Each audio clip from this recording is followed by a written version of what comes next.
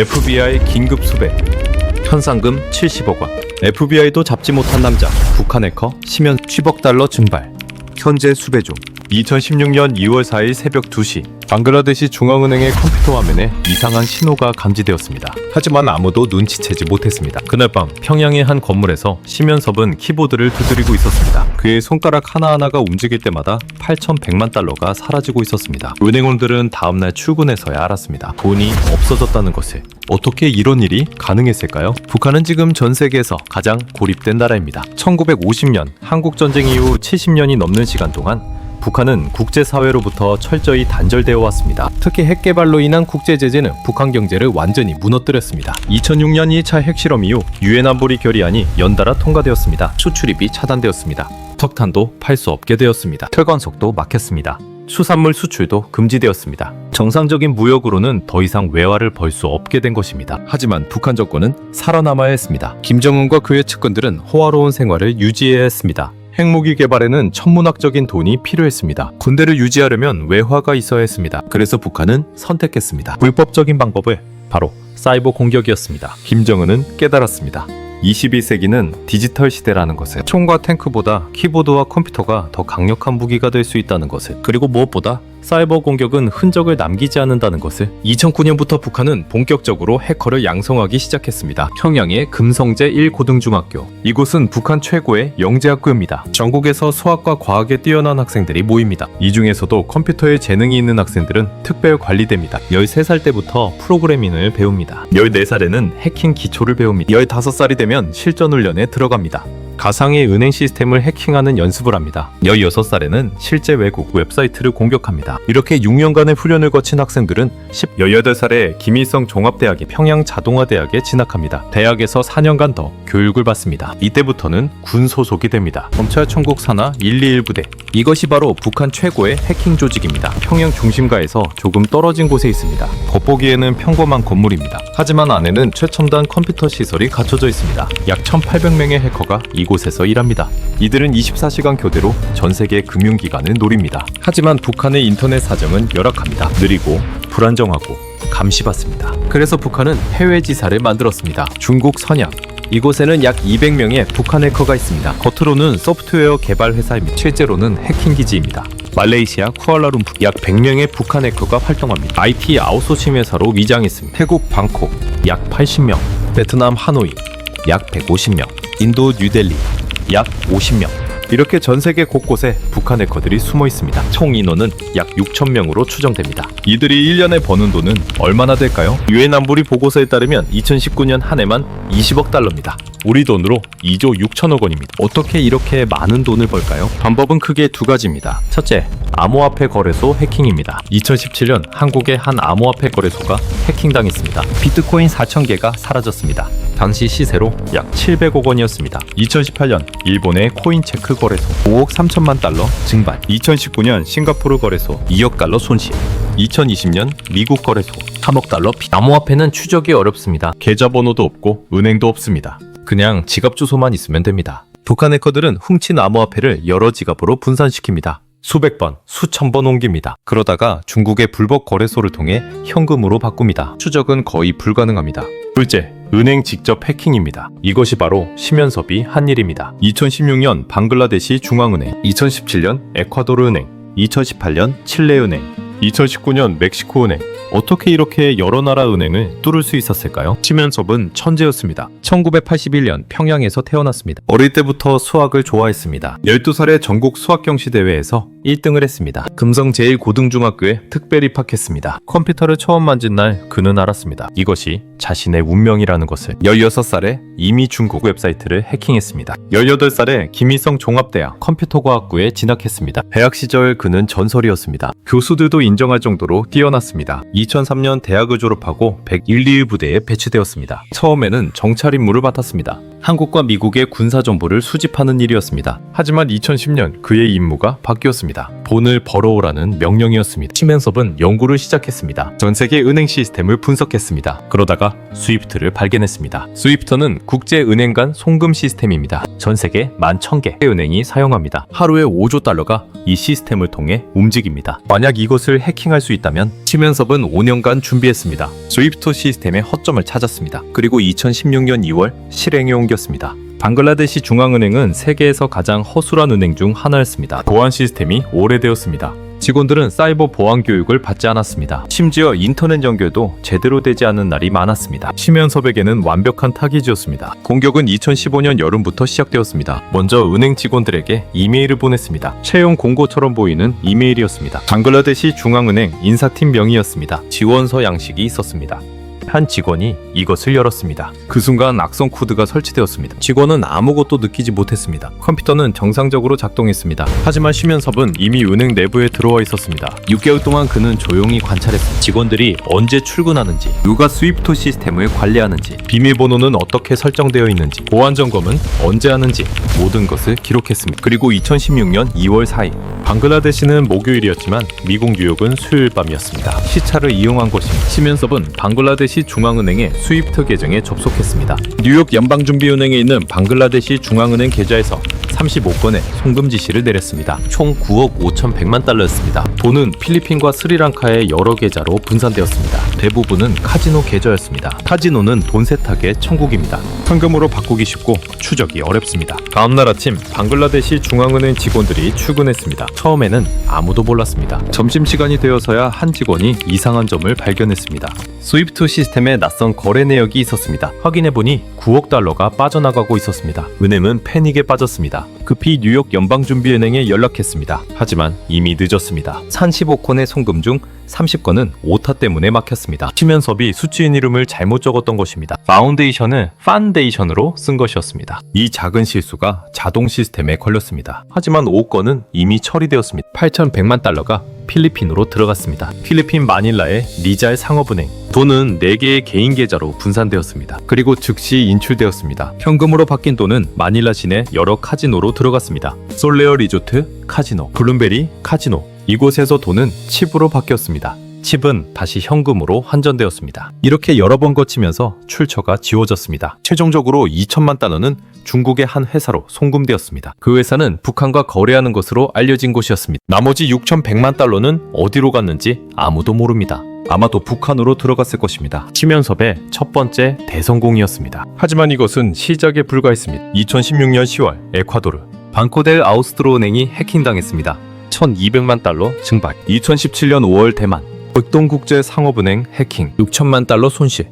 2018년 1월 칠레은행 공격 1,000만 달러 피해. 2018년 10월 멕시코 중앙은행 시스템 침투. 정확한 피해액은 공개되지 않았지만 수천만 달러로 추정됩니다. 모두 같은 수법이었습니다. 직원 이메일 해킹, 악성 코드 설치, 6개월간 잠복, 스위프트 시스템 침투, 여러 계좌로 분산 카지노나 암호화폐로 세탁, 북한으로 송금. 심연섭과 그의 팀은 완벽한 시스템을 만들어냈습니다. FBI는 2018년부터 본격적으로 추적하기 시작했습니다. 사이버 범죄 전담팀이 구성되었습니다. 100명이 넘는 요원이 투입되었습니다. 전 세계 은행 해킹 사건을 분석했습니다. 패턴이 보이기 시작했습니다. 모두 같은 악성 코드를 사용했습니다. 코드 이름은 라자루스였습니다. 이것은 2014년 소니 픽처스 해킹에 사용된 것과 같았습니다. 당시 북한은 영화 인터뷰 때문에 소니를 공격했습니다. 그 영화가 김정은 암살을 다뤘기 때문입니다. FBI는 확신했습니다. 이 모든 은행 해킹이 북한 소행이라는 것을, 그리고 배후에 한 명의 천재 해커가 있다는 것을. 2년간의 추적 끝에 2020년 2월 FBI는 심연섭의 신원을 확인했습니다. 그의 얼굴 사진을 입수했습니다. 2015년 중국 선양에서 찍힌 사진이었습니다. 심연섭은 당시 중국의 한 IT 회사에서 일하는 것처럼 미장하고 있었습니다. 하지만 실제로는 그곳에서 방글라데시 은행을 해킹하고 있었습니다. FBI는 즉시 수배령을 내렸습니다. 현상금 500만 달러. FBI 역사상 사이버 범죄자에게 건 가장 큰 현상금이었습니다. 하지만 심연섭은 이미 평양으로 돌아간 뒤였습니다. 북한은 범죄인 인도 조약이 없습니다. 국제형사재판소 회원국도 아닙니다. UN 제재를 받고 있어서 국제협력도 거의 없습니다. 심연섭을 잡을 방법이 없었습니다. 2021년 미국 재무부는 심연섭을 제재 명단에 올렸습니다. 그와 관련된 모든 자산을 동결했습니다. 그와 거래하는 것도 불법으로 규정했습니다. 하지만 심연섭은 평양에서 안전합니다. 오히려 영웅 대우를 받고 있을 것입니다. 북한 정권에 수천만 달러를 벌어다 줬으니까요.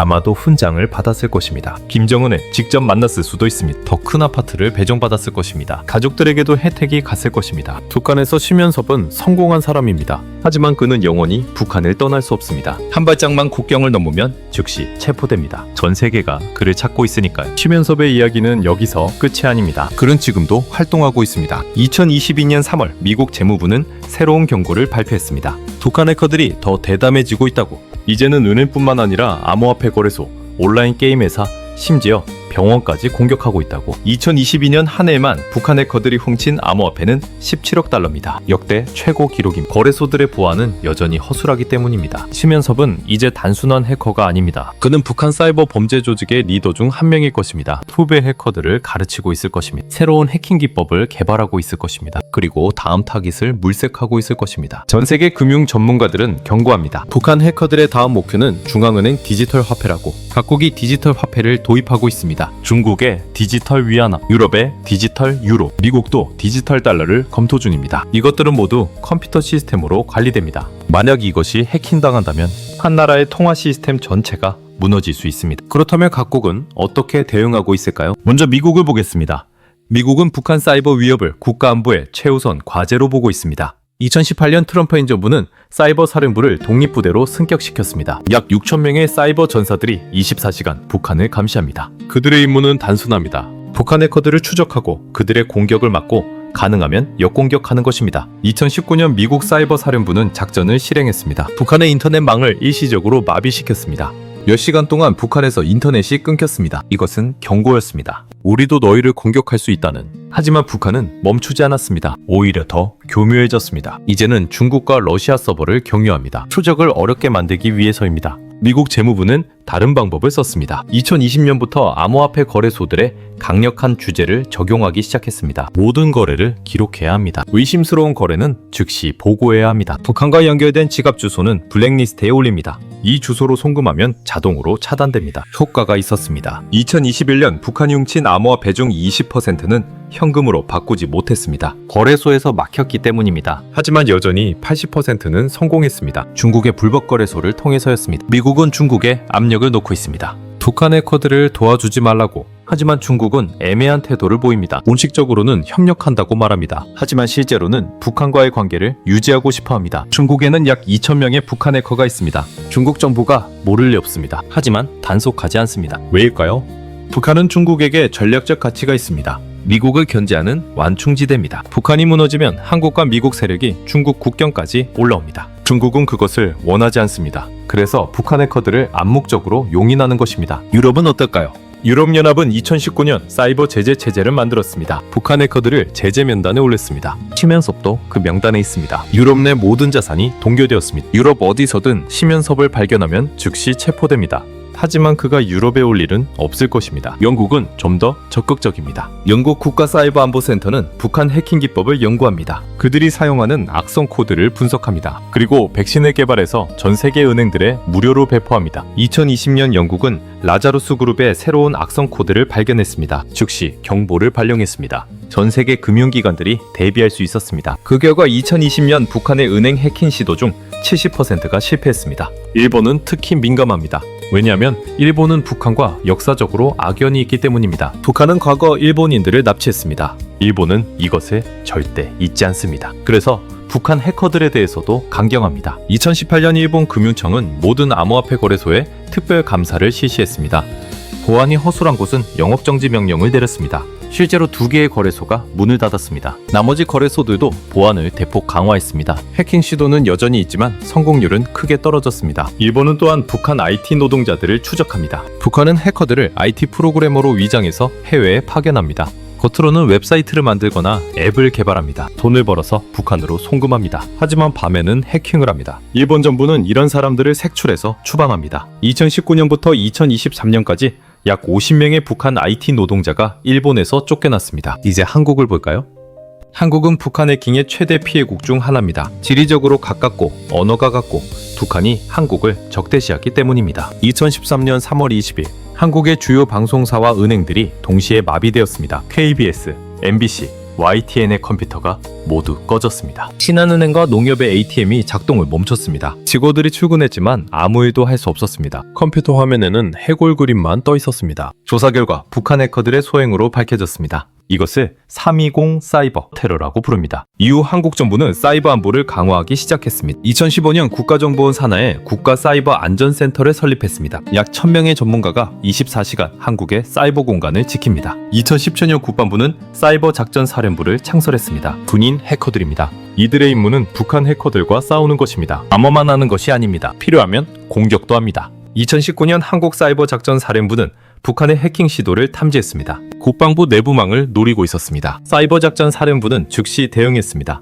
북한 해커들의 컴퓨터를 역추적해서 공격했습니다. 북한 해커들은 자신들이 해킹당하는 것을 막느라 공격을 중단했습니다. 한국의 작전이 성공한 것입니다. 하지만 한국도 완벽하지 않습니다. 2017년 한국의 암호화폐 거래소 빗썸이 해킹당했습니다. 3만 명의 개인정보가 유출되었습니다. 2018년 또다시 빗썸이 해킹당했습니다. 이번에는 350억 원어치의 암호화폐가 사라졌습니다. 북한 소행으로 추정됩니다. 2019년 업비트 해킹 580억 원 손실, 2021년 또 다른 거래소 해킹 수백억 원 피해. 왜 자꾸 당할까요? 한국의 암호화폐 거래소들이 보안에 소홀하기 때문입니다. 빨리 성장하는 데만 급급했습니다. 보안 투자는 뒷전이었습니다. 직원들도 제대로 훈련받지 못했습니다. 한국 정부는 2020년부터 규제를 강화했습니다. 암호화폐 거래소들의 실명 계좌를 의무화했습니다. 보안 인증을 받아야 영업할 수 있게 했습니다. 이후 해킹 피해가 줄어들었습니다. 하지만 여전히 100% 안전하지는 않습니다. 북한 해커들은 계속 진화하고 있습니다. 새로운 기법을 개발하고 있습니다. 그리고 한국만 노리는 것이 아닙니다. 한국 기업의 해외 지사도 공격합니다. 한국과 거래하는 외국 기업도 해킹합니다. 2022년 미국에 있는 한국 기업 지사가 해킹당했습니다. 북한 해커들이 이곳을 통해 한국 본사 시스템에 침투하려 했습니다. 다행히 미국 FBI가 발견해서 막았습니다. 하지만 모든 공격을 다 막을 수는 없습니다. 한국 정부는 국민들에게도 경각심을 심어주려 합니다. 2021년부터 사이버 안보 교육을 의무화했습니다. 모든 공무원과 공공기관 직원들이 받아야 합니다. 은행과 금융기관 직원들도 마찬가지입니다. 내용은 간단합니다. 이상한 이메일을 열지 마세요. 출처불명의 파일을 다운받지 마세요. 비밀번호를 자주 바꾸세요. 중요한 정보는 암호화하세요. 누구나 아는 기본적인 것들입니다. 하지만 실천하지 않는 사람이 많습니다. 그래서 해킹 사고가 반복되는 것입니다. 한국은 또한 국제 협력을 강화하고 있습니다. 미국, 일본, 유럽과 정보를 공유합니다. 북한 해커들의 새로운 기법이 발견되면 즉시 알립니다. 서로 도와가며 대응하는 것입니다. 2023년 한미일 삼국은 사이버 안보 협력 체계를 만들었습니다. 정기적으로 회의를 하고 정보를 교환합니다. 합동훈련도 실시합니다. 가상의 북한 해킹 시나리오를 만들고 대응 연습을 합니다. 효과가 있습니다. 삼국이 협력한 이후 북한의 해킹 성공률이 떨어졌습니다. 앞으로는 어떻게 될까? 전문가들은 비관적입니다. 북한 해커들의 공격은 멈추지 않을 것이라고. 왜냐하면 북한 정권에게 이것은 생존의 문제이기 때문입니다. 국제 제재로 정상적인 수입원이 차단된 상황에서 사이버 범죄는 유일한 외화 획득 수단입니다. 김정은은 해커들에게 더 많은 돈을 벌어오라고 압박하고 있을 것입니다. 2025년 목표는 30억 달러라는 소문도 있습니다. 작년보다 50% 증가한 금액입니다. 이것을 달성하려면 더 대담한 공격이 필요합니다. 더 큰 은행을 노려야 합니다. 더 많은 암호화폐 거래소를 해킹해야 합니다. 심연석과 같은 해커들은 지금도 다음 타깃을 물색하고 있을 것입니다. 당신의 은행일 수도 있습니다. 당신이 사용하는 거래소일 수도 있습니다. 당신의 회사일 수도 있습니다. 2023년 유엔 안보리 보고서는 충격적인 내용을 담고 있습니다. 북한 해커들이 이제는 병원도 공격하고 있다고. 2022년 미국의 한 병원이 랜섬웨어 공격을 받았습니다. 모든 환자 기록이 암호화되었습니다. 의사들이 환자 정보에 접근할 수 없었습니다. 수술이 취소되었습니다. 응급실이 마비되었습니다. 해커들은 요구했습니다. 비트코인 100개를 보내면 암호를 풀어주겠다고. 당시 시세로 약 50억 원이었습니다. 점원은 고민했습니다. 돈을 주면 범죄자를 돕는 것입니다. 하지만 주지 않으면 환자들이 위험합니다. 결국 병원은 돈을 지불했습니다. 조사 결과 북한 해커들의 소행으로 밝혀졌습니다. 이것은 시작에 불과했습니다. 2023년에만 미국에서 12개의 병원이 비슷한 공격을 받았습니다. 유럽에서도 8개, 한국에서도 2개, 모두 북한 해커들이었습니다. 이제 그들은 돈이 되는 곳이면 어디든 공격합니다. 은행, 거래소, 병원, 학교, 정부기관, 심지어 개인도 노립니다. 부유한 사람들의 컴퓨터를 해킹해서 암호화폐 지갑을 훔칩니다. 2022년 한국의 한 암호화폐 투자자가 피해를 입었습니다. 그의 컴퓨터가 해킹당했습니다. 지갑에 있던 비트코인 50개가 사라졌습니다. 약 30억 원이었습니다. 경찰이 조사했지만 범인을 찾지 못했습니다. 돈은 수백 개의 지갑을 거쳐 결국 추적이 불가능해졌습니다. 이런 일이 매일 일어나고 있습니다. 우리는 어떻게 대비해야 할까요? 첫째, 기본적인 보안 수칙을 지켜야 합니다. 이메일을 조심하세요. 모르는 사람이 보낸 이메일은 열지 마세요. 아는 사람이 보낸 것처럼 보여도 의심하세요. 해커들은 지인을 사칭합니다. 이메일 주소를 자세히 보세요. 숫자가 조금 다를 수 있습니다. 예를 들어 구글, 컴이 아니라 구글, 컴일 수 있습니다. O가 하나 더 많습니다. 이런 작은 차이를 못 보고 클릭하면 당합니다. 비밀번호를 강력하게 만드세요. 생일이나 전화번호를 쓰지 마세요. 대문자, 소문자, 숫자, 특수문자를 섞으세요. 최소 12자 이상으로 만드세요. 그리고 주기적으로 바꾸세요. 같은 비밀번호를 여러 곳에 쓰지 마세요. 하나가 뚫리면 다 뚫립니다. 2단계 인증을 활용하세요. 로그인할 때 비밀번호만으로는 부족합니다. 휴대폰으로 인증번호를 받아서 입력하세요. 이렇게 하면 해커가 비밀번호를 알아도 침투할 수 없습니다. 둘째, 소프트웨어를 최신 버전으로 유지하세요. 윈도우 업데이트를 미루지 마세요. 귀찮아도 하세요. 업데이트에는 보안 패치가 포함되어 있습니다. 해커들이 악용하는 허점을 막는 것입니다. 백신 프로그램을 설치하세요. 그리고 항상 켜두세요. 정기적으로 검사하세요. 무료 배신도 괜찮습니다. 안 쓰는 것보다 훨씬 낫습니다. 셋째, 중요한 데이터는 백업하세요. 외장하드나 클라우드에 저장하세요. 랜섬웨어에 당해도 백업이 있으면 괜찮습니다. 돈을 줄 필요가 없습니다. 그냥 백업해서 복원하면 됩니다. 넷째, 암호화폐를 다룬다면 더욱 조심하세요. 거래소에 큰 금액을 보관하지 마세요. 거래소는 해킹당할 수 있습니다. 대신 하드웨어 지갑을 사용하세요. USB처럼 생긴 작은 기기입니다. 여기에 암호화폐를 저장하면 해킹이 거의 불가능합니다. 인터넷과 연결되어 있지 않기 때문입니다. 다섯째, 의심스러운 상황이 발생하면 즉시 신고하세요. 컴퓨터가 이상하게 느려졌다. 모르는 프로그램이 설치되어 있다. 파일 이름이 바뀌었다. 이런 증상이 있으면 해킹당했을 가능성이 있습니다. 즉시 인터넷을 끊으세요. 그리고 전문가에게 문의하세요. 한국은 118에 전화하면 사이버 안전센터와 연결됩니다. 무료로 상담해줍니다. 기업이라면 더욱 철저해야 합니다. 직원 교육이 가장 중요합니다. 해커들은 기술이 아니라 사람을 공격합니다. 직원 한 명이 실수로 이메일을 열면 회사 전체가 위험해집니다. 정기적으로 보안 교육을 하세요. 모의 훈련도 하세요. 가짜 피싱 이메일을 보내서 누가 클릭하는지 확인하세요. 클릭한 사람은 재교육하세요. 보안 시스템에 투자하세요. 방화벽을 설치하세요. 침입 탐지 시스템을 갖추세요. 24시간 모니터링하세요. 돈이 들어도 해야 합니다. 한번 해킹당하면 그보다 훨씬 큰 손실을 입습니다. 중요한 데이터는 암호화하세요. 고객 정보, 재무 정보, 영업 비밀. 이런 것들은 반드시 암호화해서 보관하세요. 혹시 해킹당해도 암호화되어 있으면 해커가 읽을 수 없습니다. 접근 권한을 엄격하게 관리하세요. 모든 직원이 모든 정보에 접근할 필요는 없습니다. 업무에 필요한 만큼만 권한을 주세요. 퇴사한 직원의 계정은 즉시 삭제하세요. 몇 달 후에 하는 회사들이 있는데 위험합니다. 정부의 역할도 중요합니다. 규제를 강화해야 합니다. 특히 암호화폐 거래소에 대한 규제가 필요합니다. 보안 기준을 높여야 합니다. 기준을 충족하지 못하면 영업을 못하게 해야 합니다. 국제협력도 더 강화해야 합니다. 북한 해커들은 국경이 없습니다. 한 나라만으로는 막을 수 없습니다. 미국, 유럽, 일본, 한국이 함께 대응해야 합니다. 정보를 실시간으로 공유해야 합니다. 새로운 위협이 발견되면 즉시 알려야 합니다. 북한에 대한 압박도 계속되어야 합니다. 중국과 러시아를 설득해야 합니다. 북한 해커들을 더 이상 용인하지 말라고. 하지만 이것은 쉽지 않습니다. 중국과 러시아는 자국의 이익을 먼저 생각합니다. 북한은 그들에게 전략적 가치가 있습니다. 그래서 북한 문제에 소극적입니다. 그렇다면 우리는 무력하게 당하기만 해야 할까요? 아닙니다. 우리도 할 수 있는 것이 있습니다. 바로 기술로 맞서는 것입니다. 인공지능을 활용한 보안 시스템을 개발하세요. AI가 24시간 네트워크를 감시합니다. 이상한 패턴을 감지하면 자동으로 차단합니다. 사람보다 빠르고 정확합니다. 블록체인 기술을 활용하세요. 블록체인은 위조가 거의 불가능합니다. 금융거래를 블록체인으로 처리하면 해킹이 어려워집니다. 양자암호를 연구하세요. 양자암호는 현존하는 가장 강력한 암호입니다. 슈퍼컴퓨터로도 풀 수 없습니다. 아직 상용화되지 않았지만 연구가 진행 중입니다. 몇 년 후면 사용할 수 있을 것입니다. 그때가 되면 북한 해커들도 쉽게 뚫을 수 없을 것입니다. 하지만 그들도 가만히 있지 않을 것입니다. 전자컴퓨터를 개발할 것입니다. 양자컴퓨터는 양자암호를 풀 수 있습니다. 그러면 또다시 공격과 방어의 싸움이 시작될 것입니다. 이것은 끝나지 않는 전쟁입니다. 사이버 공간에서의 전쟁.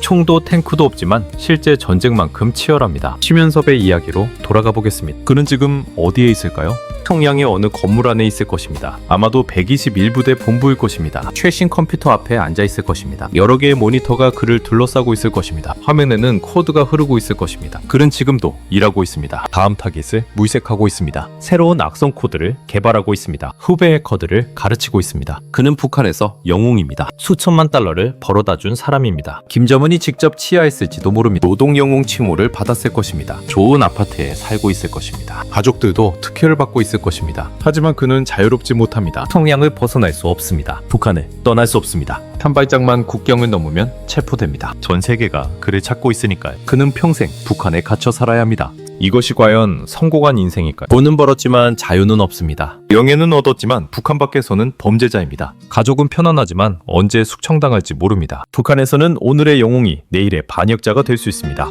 김정은의 마음 하나로 모든 것이 결정됩니다. 치면섭도 이것을 알고 있을 것입니다. 그래서 더 열심히 일할 것입니다. 김정은의 환심을 사기 위해, 살아남기 위해. 하지만 언젠가는 그도 쓸모가 없어질 날이 올 것입니다. 더 젊고 더 뛰어난 해커들이 나타날 것입니다. 그때 심연섭은 어떻게 될까요? 조용히 은퇴할 수 있을까요? 아니면 숙청될까요? 아무도 모릅니다. 북한의 미래도 불확실합니다. 김정은 정권이 언제까지 갈지 아무도 모릅니다. 만약 북한이 무너진다면, 만약 통일이 된다면 심연섭은 어떻게 될까요? 법정에 서게 될까요? 전 세계가 그의 범죄를 알고 있습니다. FBI는 그를 체포하고 싶어합니다. 방글라데시는 8,100만 달러를 돌려받고 싶어합니다. 칠레, 멕시코, 에콰도르도 마찬가지입니다. 그는 국제 전범처럼 재판받게 될까요? 아니면 사면받을까요? 명령에 따랐을 뿐이라고 주장할까요? 이것은 먼 미래의 일입니다. 지금 우리가 생각해야 할 것은 현재입니다. 심연섭은 지금도 활동하고 있습니다. 그와 같은 해커들이 6,000명이나 있습니다. 그들은 멈추지 않을 것입니다. 북한 정권이 존재하는 한 계속될 것입니다. 우리는 스스로를 지켜야 합니다. 정부만 믿어서는 안 됩니다. 개인도, 기업도 모두가 경계해야 합니다. 사이버 보안은 이제 선택이 아니라 필수입니다. 컴퓨터를 쓰는 모든 사람이 알아야 합니다. 스마트폰을 쓰는 모든 사람이 주의해야 합니다. 인터넷 뱅킹을 하는 모든 사람이 조심해야 합니다. 북한 해커들은 당신을 노리고 있습니다. 지금 이 순간에도 당신의 이메일을 보내고 있습니다. 당신의 비밀번호를 추측하고 있습니다. 당신의 컴퓨터에 침투하려 하고 있습니다. 하지만 두려워하지 마세요. 우리에게도 무기가 있습니다. 지식입니다. 경계심입니다. 기술입니다. 협력입니다. 이것들을 잘 활용하면 우리는 스스로를 지킬 수 있습니다. 심연섭과 같은 해커들을 막을 수 있습니다. 이것은 전쟁입니다. 보이지 않는 전쟁입니다. 하지만 분명히 존재하는 전쟁입니다. 매일 매 순간 벌어지고 있는 전쟁입니다. 우리는 이 전쟁의 병사입니다. 원하든 원하지 않든 컴퓨터를 켜는 순간 우리는 전장에 있습니다. 그러니 무장하세요. 지식으로 무장하세요. 경계심으로 무장하세요. 그리고 함께 싸우세요. 혼자서는 이길 수 없습니다. 하지만 함께라면 가능합니다. 정부, 기업, 개인이 모두 협력한다면, 미국, 유럽, 일본, 한국이 함께 대응한다면 우리는 북한 해커들을 막을 수 있습니다. 심연섭을 무력화시킬 수 있습니다. 그날이 올 때까지 우리는 계속 싸워야 합니다. 멈추지 않아야 합니다. 방심하지 않아야 합니다. 2026년은 더 치열한 한 해가 될 것입니다. 북한은 더 많은 돈을 벌어야 합니다. 핵무기 개발에 돈이 필요합니다. 경제 제재로 힘들어진 북한 주민들을 달래야 합니다. 김정은의 호화로운 생활을 유지해야 합니다. 그래서 해커들에게 더 큰 압박을 가할 것입니다. 더 많은 은행을 해킹하라고, 더 많은 암호화폐를 훔쳐오라고. 심연섭은 이 압박을 받고 있을 것입니다. 그는 더 대담한 계획을 세우고 있을 것입니다. 아마도 지금까지 시도하지 않았던 것을 할 것입니다. 미국 연방정비은행을 직접 노릴 수도 있습니다. 유럽 중앙은행을 공격할 수도 있습니다. 아니면 중국의 디지털 위안화 시스템을 해킹하려 할 수도 있습니다. 어떤 것이든 성공한다면 천문학적인 돈을 벌 수 있습니다. 하지만 실패한다면 국제적으로 큰 파장을 일으킬 것입니다. 미국은 더 강력한 제재를 가할 것입니다. 군사적 옵션까지 고려할 수도 있습니다. 사이버 공격에 대한 물리적 보복. 이것은 새로운 형태의 전쟁입니다. 사이버 전쟁과 실제 전쟁의 경계가 모호해지고 있습니다. 언젠가 심연섭의 해킹이 실제 전쟁의 도화선이 될 수도 있습니다. 생각만 해도 끔찍합니다. 하지만 가능성은 있습니다. 그래서 우리는 더욱 경계해야 합니다. 사이버 안보는 단순히 돈의 문제가 아닙니다. 국가 안보의 문제입니다. 평화의 문제입니다. 우리 모두의 미래가 걸린 문제입니다. 심연섭 한 사람의 이야기가 아닙니다. 북한 6,000명 해커들의 이야기입니다. 그리고 그들과 싸우는 전 세계 보안 전문가들의 이야기입니다. 이 싸움에서 우리는 방관자가 아닙니다. 우리 모두가 당사자입니다. 당신의 컴퓨터가 해킹당하면 당신만의 문제가 아닙니다. 그 컴퓨터가 다른 컴퓨터를 공격하는 도구가 될 수 있습니다. 당신의 계좌가 털리면 그 돈이 북한 핵무기 개발에 쓰일 수 있습니다. 그러니 이것은 개인의 문제이면서 동시에 사회의 문제입니다. 국가의 문제이면서 동시에 국제사회의 문제입니다. 우리는 연결되어 있습니다. 인터넷으로, 금융 시스템으로, 디지털 세상으로. 한 사람의 방심이 모두를 위험에 빠뜨릴 수 있습니다. 한 기업의 허술함이 국가 전체를 흔들 수 있습니다. 그래서 우리는 함께 대응해야 합니다. 정보를 공유하고 서로 도우며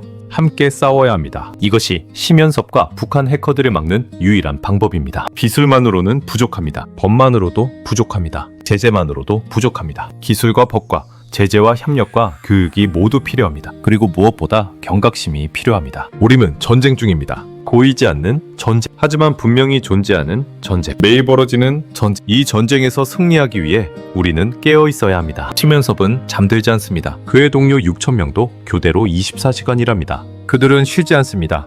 우리도 방심해서는 안 됩니다. 오늘 당신이 받은 이메일을 한 번 더 확인하세요. 오늘 당신이 클릭하려는 링크를 한 번 더 살펴보세요. 오늘 당신이 입력하려는 비밀번호를 한 번 더 점검하세요. 이 작은 주의가 당신을 지킵니다. 당신의 돈을 지킵니다. 당신의 정보를 지킵니다. 그리고 결국 우리 모두를 지킵니다. 심연석과 북한 해커들의 이야기는 계속됩니다. 아직 끝나지 않았습니다. 어쩌면 영원히 끝나지 않을지도 모릅니다. 하지만 우리는 포기하지 않을 것입니다. 계속 싸울 것입니다. 계속 대비할 것입니다. 계속 발전할 것입니다. 기술은 진화합니다. 고안도 진화합니다. 우리의 대응도 진화할 것입니다. 언젠가는 심연섭도 잡힌 날이 올 것입니다. 북한 정권이 무너지면, 통일이 되면 그때 그는 자신이 한 일에 대한 대가를 치러야 할 것입니다. 하지만 그날까지 우리는 기다리지 않을 것입니다. 지금 당장 우리가 할 수 있는 일을 할 것입니다. 스스로를 지킬 것입니다. 서로를 지킬 것입니다. 함께 이 전쟁에서 승리할 것입니다. FBI가 500만 달러 현상금을 건 북한 해커 심연섭. 그는 여전히 평양 어딘가에서 키보드를 두드리고 있습니다. 하지만 우리는 알고 있습니다. 그가 영원히 숨을 수는 없다는 것을. 정의는 더디지만 반드시 온다는 것을. 그리고 그날까지 우리는 계속 싸울 것입니다. 이것이 심연석과 북한 해커들의 이야기입니다. 그리고 이것은 우리 모두의 이야기입니다.